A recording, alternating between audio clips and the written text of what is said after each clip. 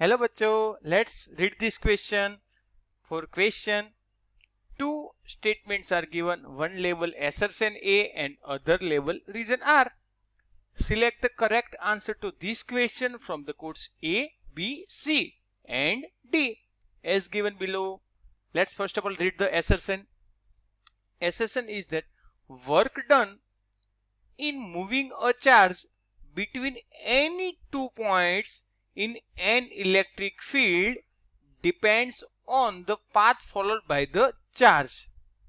Reason is that electrostatic force are non-conservative forces. हमारे लिए यहां पर की कंसेप्ट क्या है? की concept is electrostatic force. Electrostatic force and electrostatic potential. अब हमें एसेशन में ये बताया कि work done on moving charge between any 2 points in electric field. चलो यहां पर हम कोई भी इलेक्ट्रिक फील्ड ले लेते हैं. यहां पर एक्स वाई कोऑर्डिनेट में कोई भी चार्ज ओरिजिन पर क्यू दिया है और यहां पर उसका फील्ड होगा और कोई पॉइंट्स ए तो कोई पॉइंट्स बी रैंडमली हम चूज कर रहे हैं और ए टू बी हम डिफरेंट पाथ, चलो ए से हम सी पर जाए और सी से बी पर पहुंचे या फिर ए से पहले डी पर जाए, डी से फिर बी पर पहुंचे. तो 2 paths we have taken. We can also take another path directly to B. So we have choose any path. We want A to B. We want to go A to B. Now see work done here is, तो हमें work मिलेगा और यहाँ पर जो भी electrostatic potential electric field जो change हो रहा है वो हमें मिलेगा E into D L.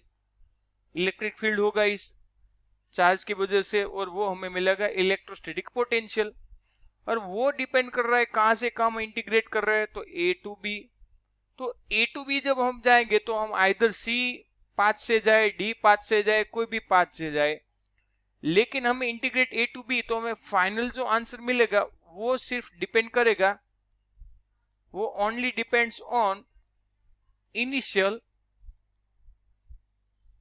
And final position. Initial and final position पर ही डिपेंड कर रहा है क्योंकि हम चलो यहां से जाएंगे परपेंडिकुलर होगा, यहां पर जाएंगे तो टोटली पोटेंशियल पॉइंट करेंगे और उसकी वजह से टोटली जो वर्क मिलने वाला है Q इंटू वी, तो वो सिर्फ इनिशियल एंड फाइनल पोजीशन पर ही डिपेंड कर रहा है. इंटीग्रेट में भी हम देख सकते हैं इनिशियल एंड फाइनल पोजीशन पर डिपेंड कर रहा है, कहीं पे भी डिपेंड नहीं करेगा. तो हमें जो एसेशन में दिया गया था कि work done in moving a charge between any 2 points in electric field depends on the path followed by the charge, यानी कि कोई भी चार्ज कहां से भी ले जाए वो पाथ पर डिपेंड कर रहा है, लेकिन ये टोटली रॉन्ग है क्योंकि वो डिपेंड कर रहा है इनिशियल एंड फाइनल पोजीशन पर. Depends on initial and final position पर ही सिर्फ डिपेंड कर रहा है.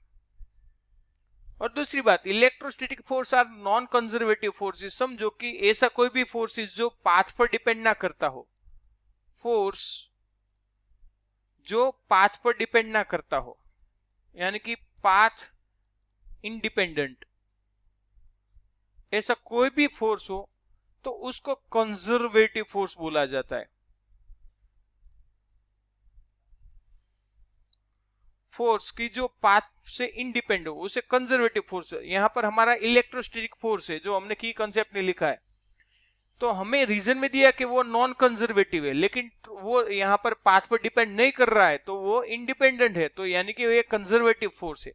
तो हमारे लिए एसेशन भी रॉन्ग बन रहा है और रीजन भी रॉन्ग बन रहा है. तो हमारे करेक्ट ऑप्शन बनकर रहा है option D, where A is false, यानी कि assertion is also wrong and R is also false. दोनों wrong ही है क्योंकि assertion में बताया कि पाथ पर फॉलो कर रहा है, लेकिन हमने देखा कि पाथ पर फॉलो नहीं कर रहा है, वो डिपेंड नहीं कर रहा है, वो इनिशियल एंड फाइनल पोजीशन पर डिपेंड कर रहा है.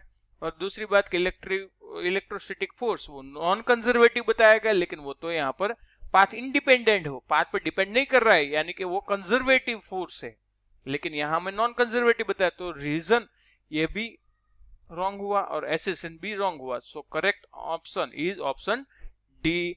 I hope you every understand this. All the best.